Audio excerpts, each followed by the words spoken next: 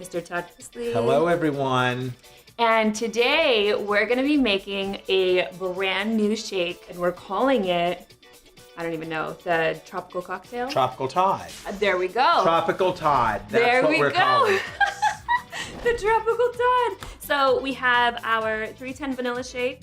We have papaya, mango, pineapple, our 310 juice, and it's the new berry flavor. So we're gonna add a little berry surprise in there, and our almond milk. So you're going to do this because normally I don't do my own shakes. I have my wife to do that for me.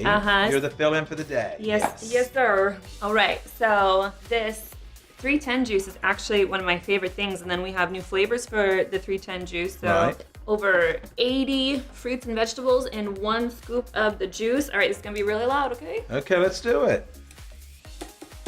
Nope. It doesn't work. Okay. Woo! All right now. Okay, now we're cooking with gas.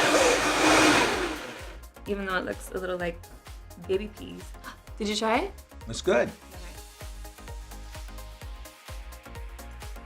It's good, right?